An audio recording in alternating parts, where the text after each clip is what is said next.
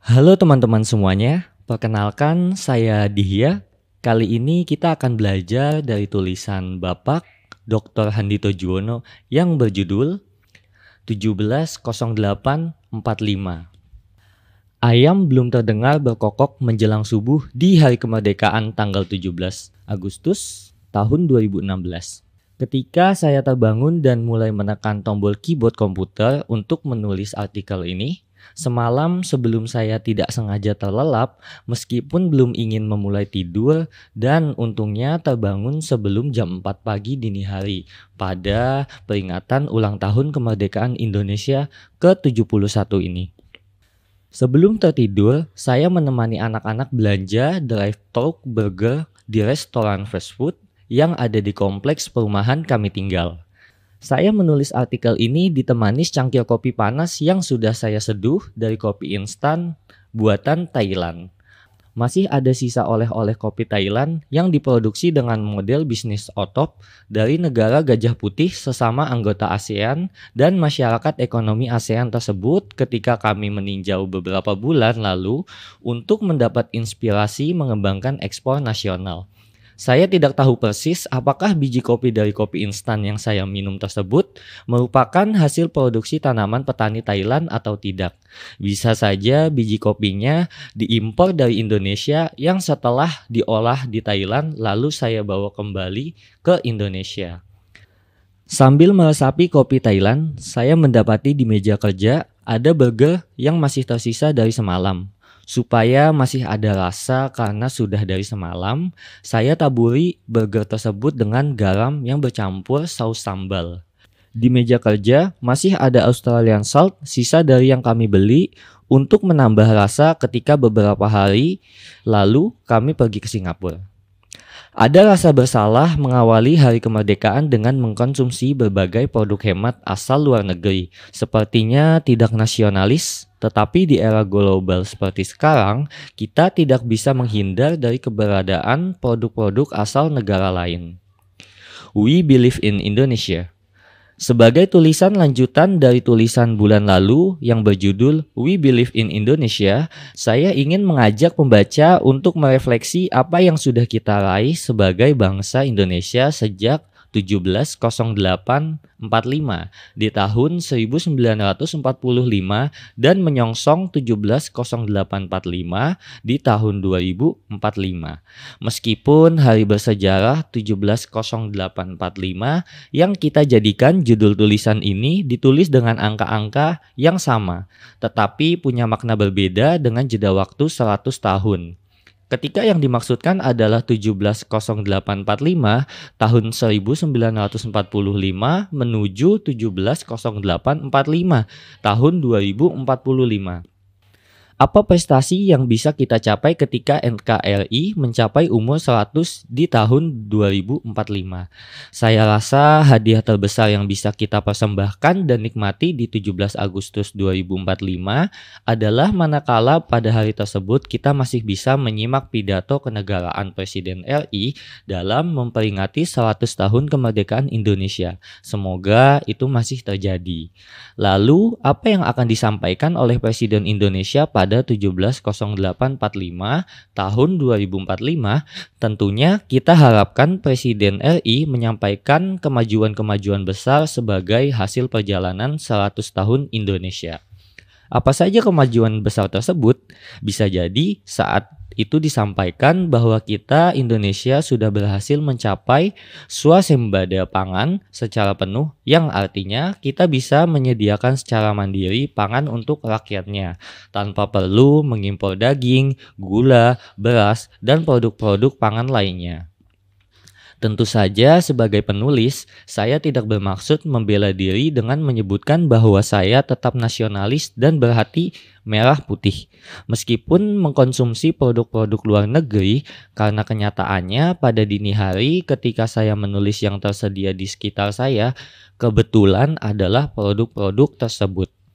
Tidak ada niat sengaja mau mengkonsumsi produk-produk luar negeri di hari kemerdekaan RI ini. Tetapi demikianlah era globalisasi yang terjadi saat ini dan bisa jadi akan semakin menjadi pada tahun 2045.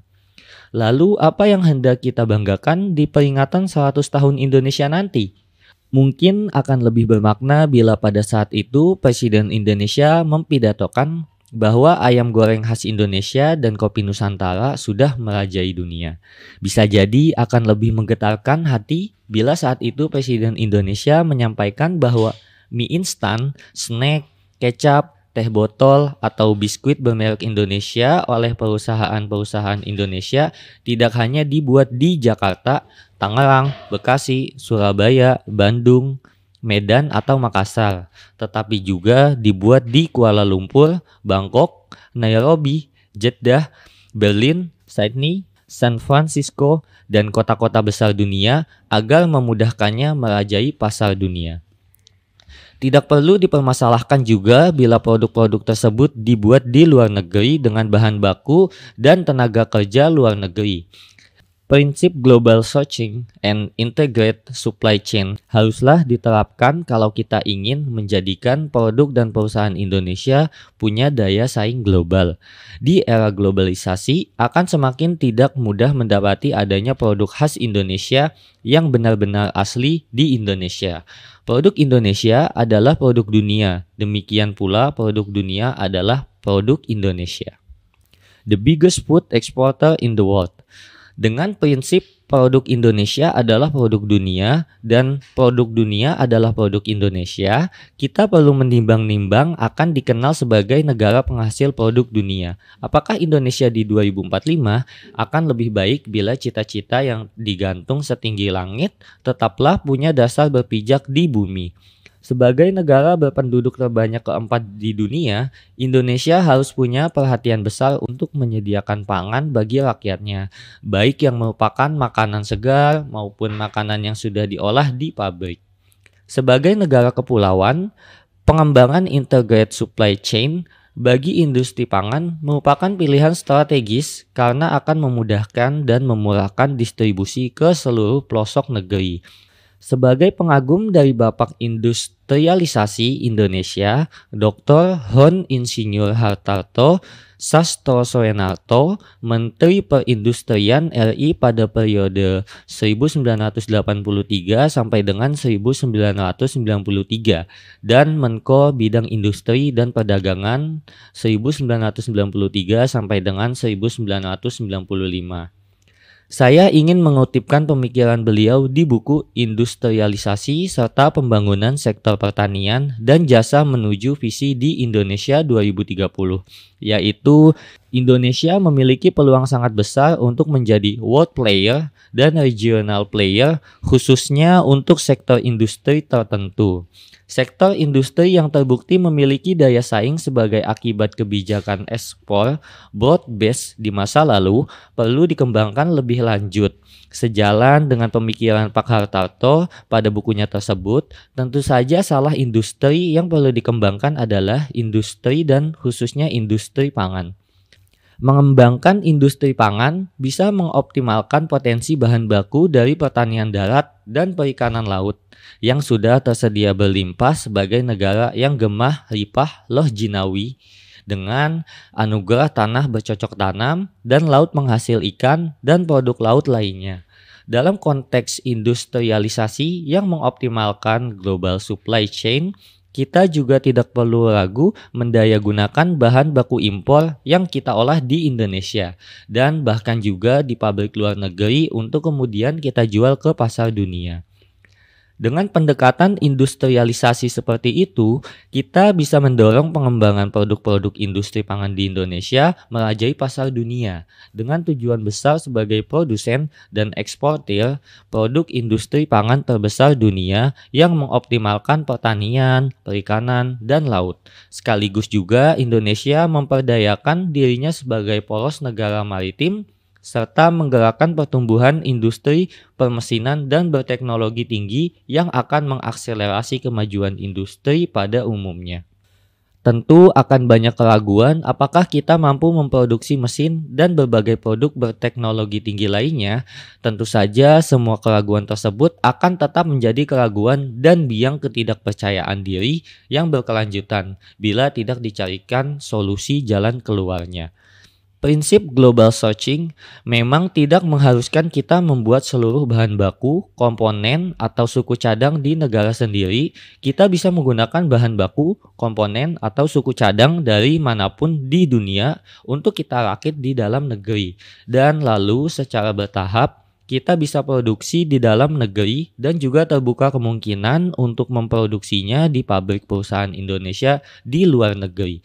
Ketika menyelesaikan tulisan ini, Tontowi Ahmad atau Liliana Natsir sedang bertanding melawan Chan Pengson, Goh Liung Ying dari Malaysia untuk memperebutkan medali emas Olimpiade 2016. Sembari mengasah kembali nasionalisme, saya jeda menulis untuk memberi dukungan, moral, dan doa pada Tontowi dan Liliana sembari mengunyah bite me rasa barbecue pizza dan Indomie dan minuman kopi Lampung dari Lampung. Ternyata dukungan doa saya dan tentu juga kita semua tidak sia-sia. Tontowi dan Liliana menang, merebut emas dan membuat warga Indonesia di seluruh dunia yang menyaksikan final ganda campuran bulu tangkis pada Olimpiade 2016 ikut menyanyikan lagu kebangsaan Indonesia Raya di saat kita merayakan kemerdekaan Indonesia ke-71. Kita tidak harus memenangkan seluruh cabang olahraga di Olimpiade, tetapi kita perlu fokus pada beberapa cabang olahraga utama seperti bulu tangkis yang sudah menjadi keseharian bagi kita dan itu yang membuat kita bisa meraih medali emas.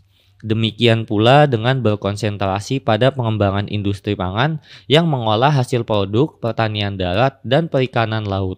Indonesia bisa menatap masa depan yang lebih cerah, meraih peningkatan ekspor 500% dalam 10 tahun dan menjadi negara industri pangan terbesar dunia. Ketika merayakan kemerdekaan yang ke-100 pada 170845 di tahun 2045, mudah-mudahan ini tidak hanya sebuah mimpi atau ilusi. Kita ingin dan perlu menyiapkan isi pidato Presiden RI yang punya prestasi di ulang tahun negeri yang kita cintai serta terus bisa menyanyikan lagu 17 Agustus tahun 45, itulah hari kemerdekaan kita. Hari merdeka, nusa dan bangsa, hari lahirnya bangsa Indonesia. Merdeka. Terima kasih kepada teman-teman semua yang telah menyimak dari awal hingga akhir.